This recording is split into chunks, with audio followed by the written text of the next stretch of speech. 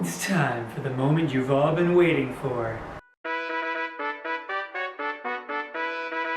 More Muse! Black Holes and Revelations was Muse's fourth studio album, and it's where they started to experiment a little bit outside the norms. It was their most sonically diverse album up to this point.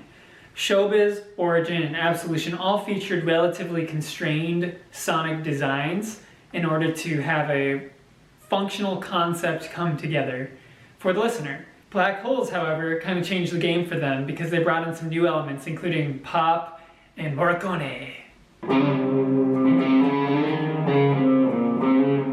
This might be the first time we got a hint of Muse becoming the cinematic band we know them as today.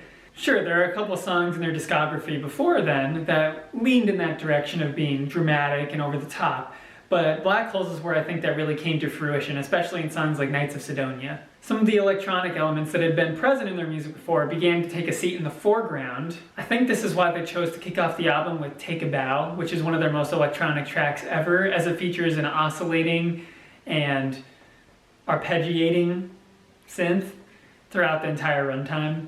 So, why are you covering all of this, you ask? Well, I got an answer for you. The reason I'm covering all of this is because there's songs like Soldier's Poem and Hoodoo on this album, which don't really share much in common with songs like Assassin, which are, Assassin. So because of the lack of consistency, it's hard for me to say I'm gonna make a song in the style of Black Holes and Revelations without picking a specific style from the album that I'm gonna cover. Because of this, I'm gonna be choosing to do some of the more theatrical elements in some sort of intro, like in Nights of Sidonia and Hoodoo, where I feature some Morricone type guitar, but I'm also going to throw in some of the poppier elements like in Supermassive Black Hole and Starlight. So let's see what we can come up with. Step one is to watch Kill Bill, or pretty much any Tarantino movie scored by Morricone.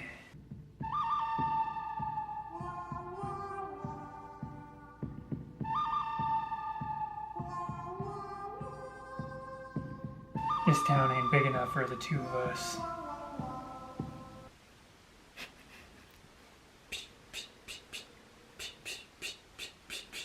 Oh god, I'm an idiot. And yes, I bought this hat for this video. Step two is to get a reverby guitar for the Tarantino-like intro that I'm going to be doing. For those of you who don't know what reverb is, it basically makes your instrument sound like it's in a big open hall. So instead of being like a, plain guitar, it'll ring out even after you're done. Like.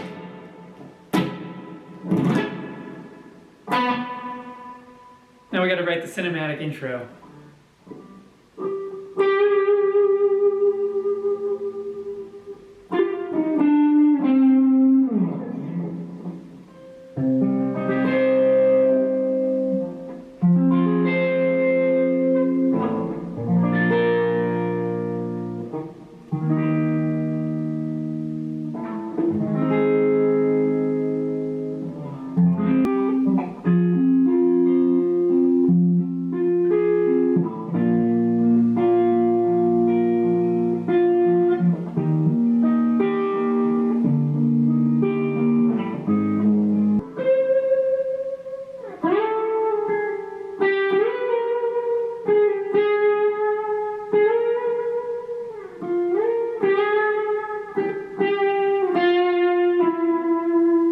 Now we're going to go for like a Supermassive Black Hole type of catchy riff to get us started off into the actual core of the song.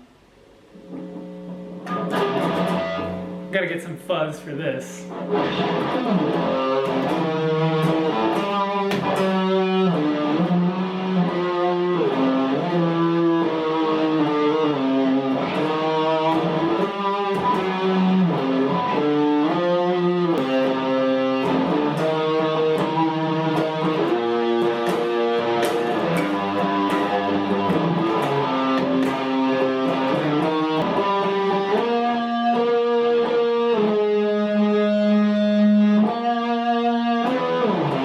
That's like pretty much the whole core of our song right there. In Black Holes, Chris didn't do away with the super fuzzy bass, but he did change it a little bit from a synth sounding bass to just more of a distorted sounding bass. So if you compare Black Holes to songs like Time Is Running Out and Hysteria, it's a little bit more, punchy sounding, I guess, and less synthy sounding.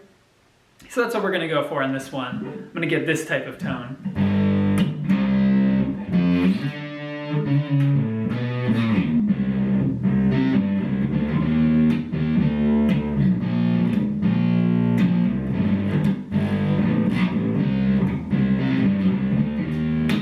So here in yellow is the drum beat.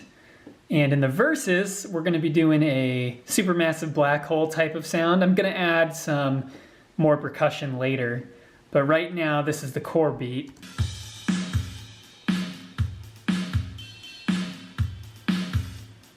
Here, that sounds like supermassive black hole.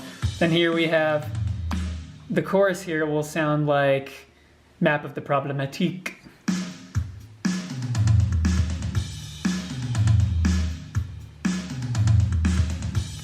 Be a little bit of an interesting combo.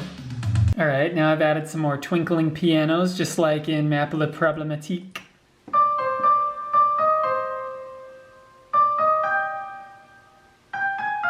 Sounds pretty. Now I added a crazy outro, which is gonna sound just like Assassin. Here's the drums on it.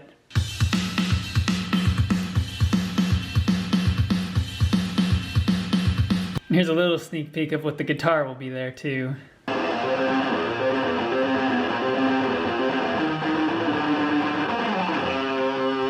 Pretty straightforward, just like Assassin, but it's very, very fast, so it's gonna sound pretty cool as an epic outro.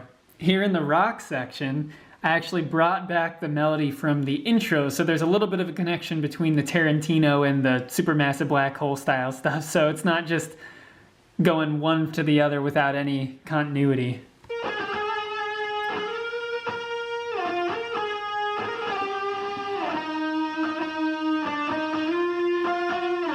The next step is to get silky smooth with your falsetto, like in Supermassive Black Hole. You want to couple that with probably the study of some crazy conspiracy theories. See Exopolitics for the Zetas filling the skies. Yeah, I got nothing against it. It makes a cool song, okay? And the last step is to get a choir of Mats, or I guess in this case, a choir of Dakotas, and make some crazy build-up that makes a crazy outro. We're gonna base that off of like a mixture of Assassin and Knights of Sidonia. Oh man, let's go.